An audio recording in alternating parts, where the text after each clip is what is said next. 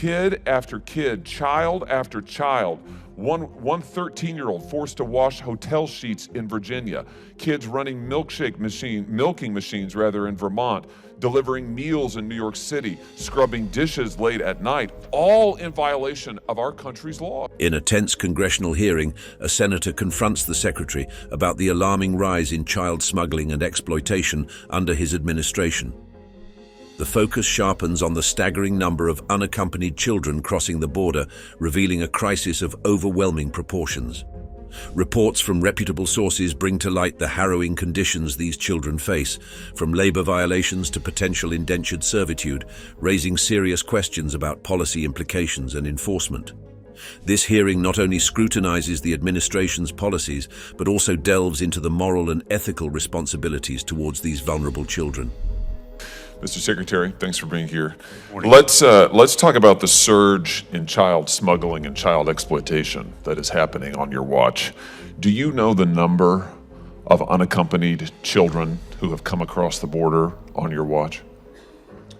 Senator, I don't have that number at my disposal, but I can assure you that we are incredibly dedicated to the safety and security of those children.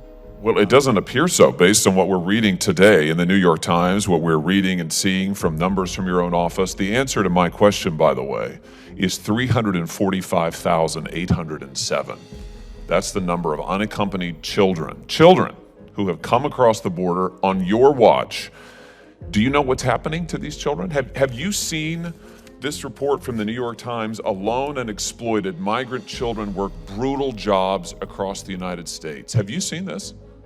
Senator, I have, and let me share with you what we are doing. Have you seen these numbers? These are reports of trafficking and abuse of migrant children. You can see a massive surge that begins to happen when? When you come to office in 2021. Huge surge, reports of trafficking, reports of neglect and abuse. Let's just look at a few of the details. This is absolutely unbelievable. I can't believe this happens in the United States of America in this day and age. This is from the New York Times. Thousands of children have ended up in punishing jobs across the country, working overnight in slaughterhouses, replacing roofs, operating machinery in factories, all in violation of child labor laws. For example, there's a young girl named Carolina from Guatemala. She is 15 years old. What does she do? She packages Cheerios overnight at a factory. She says, sometimes I get tired and I feel sick. The times goes on, her stomach often hurt. She wasn't sure if that was because of a lack of sleep or the stress of the incessant roar of the machines or her own worry. The times goes on. Far from home, many of these children are under intense pressure to earn money. They have to send cash back home to their families while often being in debt to their sponsors, quote unquote. For what? For smuggling fees, rent, and living expenses. One individual interviewed by the Times said this, I'm still quoting, "It's the new child labor. You're taking children from another country and putting them into indentured servitude." I could go on and on. The Times details over a multi-month investigation, kid after kid, child after child. One 13-year-old forced to wash hotel sheets in Virginia. Kids running milking machines in Vermont. Delivering meals in New York City. Scrubbing dishes late at night. All in violation of our country's laws. All facilitated by your policies. Are you proud of this record? Senator, the horrific exploitation of children is something that we do not condone. You are incorrectly attributing it to our policies. Let me share with you. Wait a minute. It began, look at the numbers. Look at the numbers. It began, this massive surge began when you came to office in your first. As the senator lays out evidence of the crisis, citing staggering figures and distressing reports, the secretary's responses seem evasive, highlighting a disconnect between policy intentions and on-ground realities.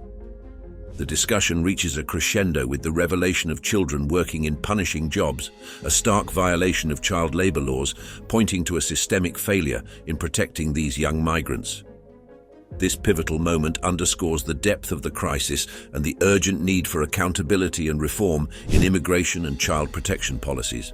Biden's election, as well as policy changes announced by his administration, those would be your changes, led smugglers to tell migrant youth they had a better chance of being allowed to stay in the United States than they had under Trump. Meanwhile, you've lost track of tens of thousands of them. The Times also reviewed data that showed the government couldn't reach more than 85,000 of these children who they just turned over into the hands of smugglers, these are modern day slave traders. And you're just giving these children to them. What is going on? Why are you doing this? Of course, there are a number of factual inaccuracies in your question, but let me address two lines of effort that we have to combat the scourge of exploitation. Why don't we just start with why you enabled it? Can we just start with that? Why is it that you have enabled 345,000 children to be smuggled across this border and then sent into the hands of modern day slave traders? In 2021, you made the decision to change Title 42 to allow unaccompanied children to come into the United States and then to be sent into the interior of the country. Under the last administration, children were reunited with their families in their home country. You changed that, and as soon as you changed it, the numbers exploded. That is your responsibility. Quite a number of false statements, Senator. What is false about that statement? So if I can state what I've been trying to state, one of the significant policy decisions that we have made is to focus our worksite enforcement investigative efforts, our criminal investigative efforts on unscrupulous employers that exploit individuals because of their vulnerabilities, and that includes underage workers. That is not what the New York Times investigation found. Mr. Chairman, I just ask at this point, I'd like to enter into the record the New York Times article, as migrant children were put to work, U.S. ignored warnings. This is from April 17th, 2023. This is this morning. And I'd also like to enter into the record the New York Times article, alone and exploited migrant children work brutal jobs across the U.S. This is from February 25th, 2023. Thank you, Mr. Chairman. What these articles show, Mr. Secretary, is that the administration has done nothing but facilitate this crisis. You changed Title 42. You allowed hundreds of thousands of migrant children to come across the border, and then you made it worse. When they became a political crisis for you, when that huge surge of kids across the border because you changed Title 42, when it became an optics crisis, what did you do? You began pressuring officials and agencies to skip the vetting process and get these kids out as soon as possible to sponsors who weren't vetted. Here's the Times again. As shelters filled with children, the administration began loosening vetting restrictions and urging case managers to speed the process along. You have at every stage facilitated this modern day indentured servitude of minor children. Why should you not be impeached for this? Senator, I look forward to discussing this issue further because you are misstating the facts so terribly. I am reading you the facts from articles in the news, and your usual modus operandi is what you're doing again today, was just to deny.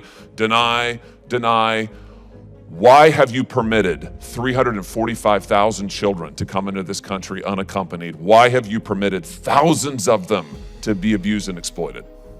The hearing concludes, yet the issue of child smuggling and exploitation remains a gaping wound, with more questions raised than answered. The senator's impassioned plea for responsibility and change echoes beyond the hearing room, challenging the nation to confront the dark underbelly of immigration and border security policies. The call for immediate action and overhaul is clear, as the fate of thousands of children hangs in the balance, demanding a re-evaluation of priorities and humanity in governance. Today's hearing marks a critical juncture in the ongoing debate over border security and child welfare, urging a collective recommitment to the values of protection and justice for all.